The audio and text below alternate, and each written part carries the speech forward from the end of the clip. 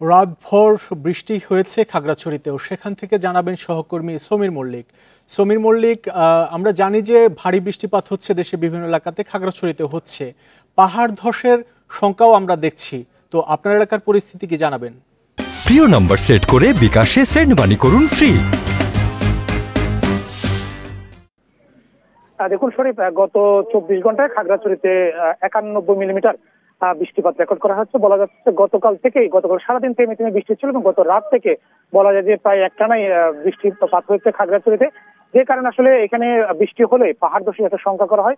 খাগড়াছড়ি জেলার পৌর শহরেই অন্তত যে বেশ কিছু এলাকা রয়েছে যেগুলো আসলে খুবই ঝুঁকিপূর্ণ বসবাস করছে, সবুজবাগ, কলাবাগান, একই সাথে এখানে শালবন সহ বেশ কিছু এলাকা রয়েছে যেখানে পাহাড়ের পাদদেশে মানুষ ঝুঁকিপূর্ণ বসবাস করছে। একই সাথে আমরা দেখেছি খাগড়াছড়ির বিভিন্ন উপজেলাগুলোতে, বিশেষ করে খাগড়াছড়ির দিঘিনালা, মহালছড়ি, মাটিরাঙ্গা, যে সমস্ত এলাকাগুলোতে আসলে পাহাড়ের উচ্চতা বেশি বা পাহাড়ের পরিমাণটা বেশি, সেখানে কিন্তু বেশ কিছু জায়গায় পাহাড় ধসের সংখ্যা রয়েছে। আপনি জানেন গত জুলাই মাসে কিন্তু খাগড়াছড়িতে একটি বৃষ্টির কারণে কিন্তু বেশ কিছু ছোটখাটো পাহাড় ধস এবং কিন্তু বন্যা হয়েছে, অর্থাৎ 2 দফায় কিন্তু খাগড়াছড়িতে বন্যা হয়েছে এরই মধ্যে। এবং এই বৃষ্টিপাত যদি অব্যাহত থাকে তাহলে তৃতীয়বারের মতো আসলে খাগড়াছড়ির যে নিম্নাঞ্চলগুলো রয়েছে, বিশেষ করে খাগড়াছড়ি জেলা শহর এবং খাগড়াছড়ি সবচেয়ে বেশি নিচু এলাকা যেটি রয়েছে দিঘিনালা, মেরুং এবং কবাখালী ইউনিয়ন, সেটাও কিন্তু প্লাবিত হওয়ার সংখ্যা রয়েছে। আপনাকে তো জানিয়ে রাখি, আজকে সকালবেলা থেকে কিছুক্ষণ আগে থেকেই খাগড়াছড়ি শহরের যে সমস্ত নিচু এলাকাগুলো রয়েছে, বিশেষ করে চেঙ্গির উপকূলে যে সমস্ত এলাকাগুলো রয়েছে, ইতিমধ্যে কিন্তু গ্রামে কিন্তু পানি ঢুকতে শুরু করেছে। এবং এই বৃষ্টিপাত যদি অব্যাহত থাকে, পাহাড়ি ঢল যদি অব্যাহত থাকে, সেক্ষেত্রে আবারও আসলে তৃতীয় দফায় একটি বন্যার যে সংখ্যা সেটি কিন্তু করা হচ্ছে। এবং এখানে আবহাওয়া অধিদপ্তরের পক্ষ থেকে যে বিষয়টা বলা হচ্ছে, গত 24 ঘন্টায় 91 মিলিমিটার বৃষ্টিপাত হয়েছে এবং এই বৃষ্টিপাতের তারা যে বলছে মৌসুমী বায়ু সক্রিয় থাকার কারণে আজ সারাদিন কিন্তু বৃষ্টি হওয়ার সংখ্যা রয়েছে। এবং এই বৃষ্টিপাত যদি অব্যাহত থাকে, সেক্ষেত্রে আমরা দেখেছি গতবারে বেশ কিছু জায়গায় যে সড়কে যান চলাচল বন্ধ হয়েছে পাহাড় ধসের কারণে। আলুটিলাতে কিন্তু সে সময়ে প্রায় 5 ঘন্টা সড়ক যোগাযোগ বন্ধ ছিল। খাগড়াছড়ির সাথে দিঘিনালার সাথে যে বাগাইছড়ির যে সড়ক যোগাযোগ, সেটাও কিন্তু গতবার আমরা দেখেছি আসলে পাহাড় ধসে মাটি সড়কের উপর চলে আসার কারণে সেখানে সড়ক যোগাযোগ বন্ধ হয়েছে। এবারও কিন্তু একই ধরনের সংখ্যা করা হচ্ছে, যদি আসলে বৃষ্টিপাত অব্যাহত থাকে তাহলে বিভিন্ন জায়গায় পাহাড় ধসের একটা বড় ধরনের সংখ্যা করা হচ্ছে। আমরা বিষয়টা নিয়ে পৌর কর্তৃপক্ষের সাথে কথা বলেছি, তারা যেটা বলছে আসলে এই বিষয়টা নিয়ে তারা কাজ করছে। ইতিমধ্যে বেশ কিছু স্কুলকে তারা আশ্রয় কেন্দ্র হিসেবে তারা ঘোষণা করেছে এবং একই সাথে যদি এই বৃষ্টিপাতের পরিমাণ যদি বাড়তে থাকে, সেক্ষেত্রে তারা আরো ভালো ধরনের প্রস্তুতি নেবে বলে পৌরসভার পক্ষ থেকে জানানো হয়েছে।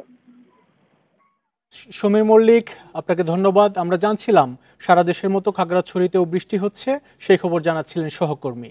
কক্সবাজার থেকে যুক্ত হচ্ছেন সহকর্মী তৌফিকুল ইসলাম। তৌফিক, আমরা জানি যে সারা দেশে বৃষ্টি হচ্ছে, কক্সবাজারেও বৃষ্টিপাত হচ্ছে, তো এখন কি পরিস্থিতি? বৃষ্টিতে জনজীবন সার্বিক চিত্র জানাবেন।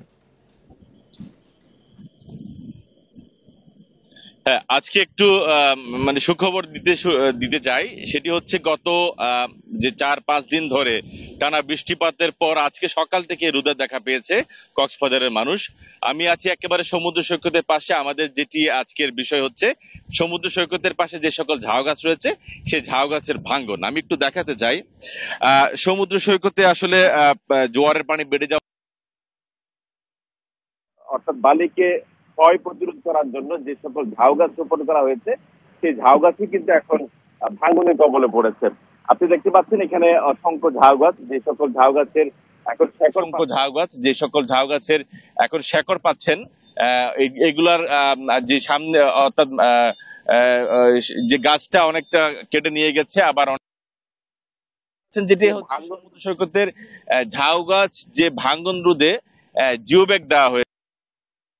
ডায়মন্ডি পয়েন্ট থেকে শুরু করে একেবারেই লাবণী পয়েন্ট পর্যন্ত সেখানে বিভিন্ন জায়গায় এই জিও ব্যাগ স্থাপন করা হয়েছে। তারপরে কিন্তু সমুদ্রের পানি জিও ব্যাগ মানছে না, বিভিন্ন জায়গায় গিয়ে ঝাউ গাছে সরাসরি ক্ষতি করছে এবং ঝাউ গাছ উপড়ে গিয়ে